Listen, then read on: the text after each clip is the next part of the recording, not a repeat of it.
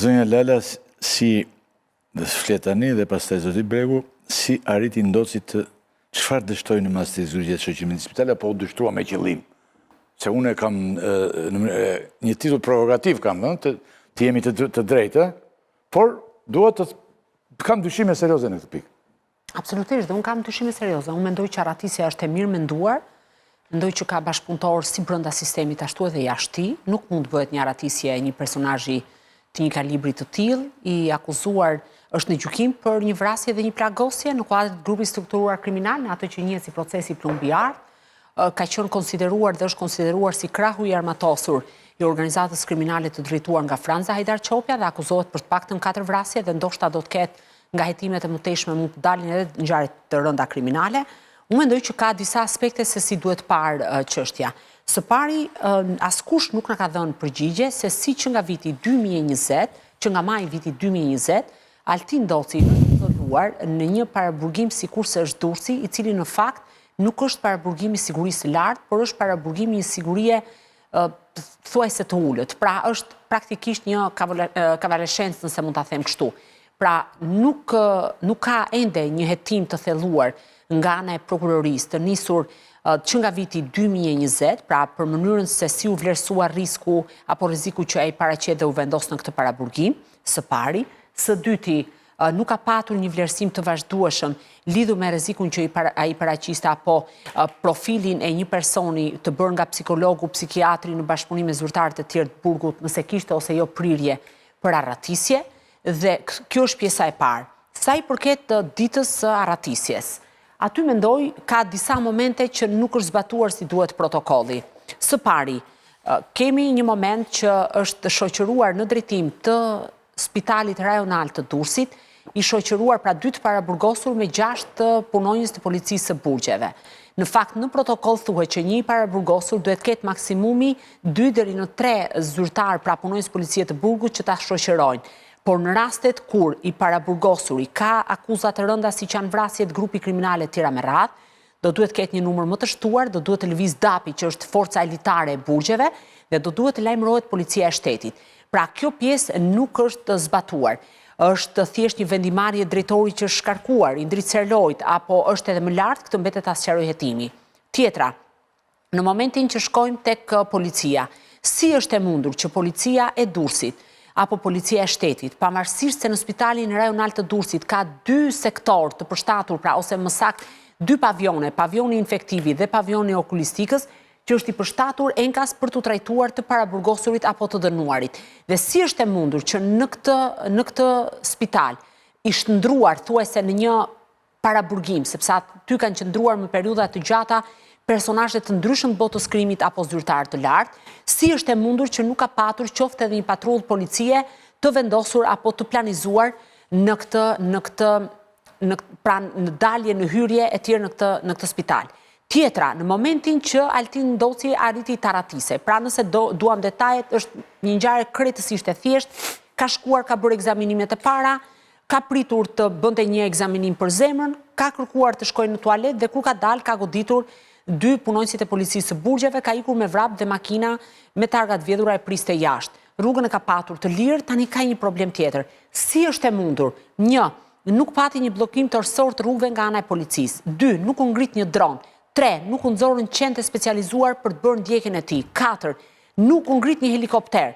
Pra, për arratisje të një personazhi të këtij profili, i akuzuar për vrasje në kuadër të organizatës kriminale, organizata më famkeqe që ka vepruar në të paktën në dekadën e fundit në vend, nuk pati asnjë reagim të kësaj natyre.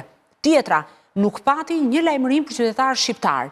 A duhet të thot dikush qytetarëve që nëse shikoni këtë person duhet lajmëroni, mund të vihet në dispozicion një shumë e konsiderueshme parash që t'jepet informacion, të kenë kujdes për lëvizjet në për qytete apo në zona, të mos hapin derën nëse ky personazh ju paraqitet dhe ju troket ndoshta për të fshehur e tjera me radhë.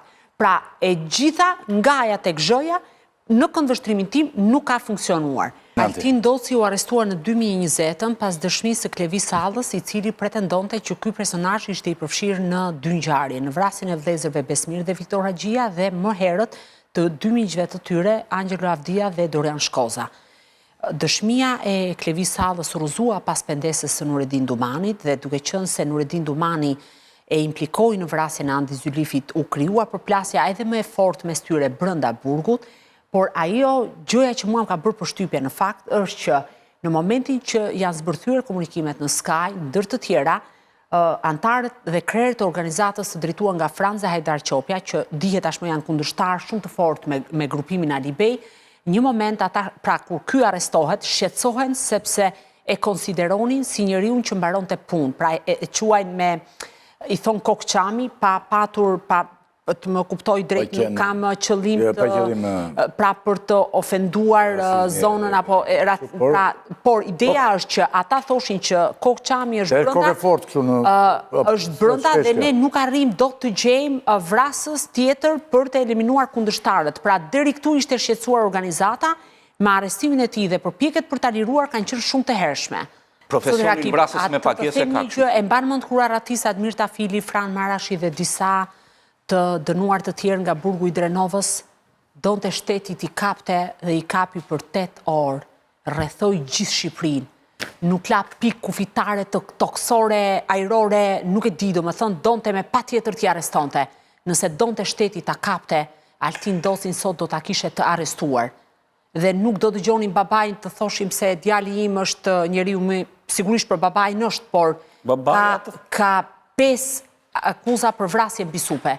Problemi është që ka patur një apati nga gjitha institucionet, çka mua më bën të dyshoj se ka patur një interes shumë madhor që ai të ishte jashtë.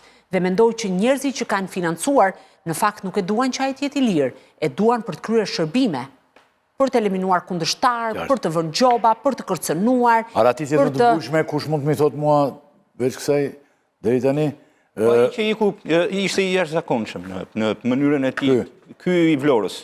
E kanë parasysh, kanë përshtypjen që dhe opinioni e mban mend që duke u dhënë vendimi, iku me vrap, doli, iku. Pastaj, normalisht që më e frikshmja dhe ajo që u mor mas me njerë është absolutisht kjo e burgut Drenovës, për një arsye sepse aty kishte armë që u përdorën, ishin futur armë dhe ajo ishte vërtet të gjithë ishin të dënuar me burgim të përjetshëm. Një tjetër arratisje po e tillë është ajo e Tafilit në Shkodër, i cili vajti për të parë nënën e tij të smur, doli nga dritarja e dhomës ku banonte, vrau 2 persona 2 ditë më vonë se ishte arratisur dhe u kap në rrethana shumë çuditshme në afërsi të repartit të Renea, duke i sikur kishte dalë nga burgu vetëm për të marrë hak, domethënë gjakun, siç e konsideroi ai, sepse në të vërtetë vrau vetëm 2 buq, pavarësisht se ata ishin të afërm të njeriu që ai dyshonte se i kishte vrarë babain. Që arratisen për të vrarë.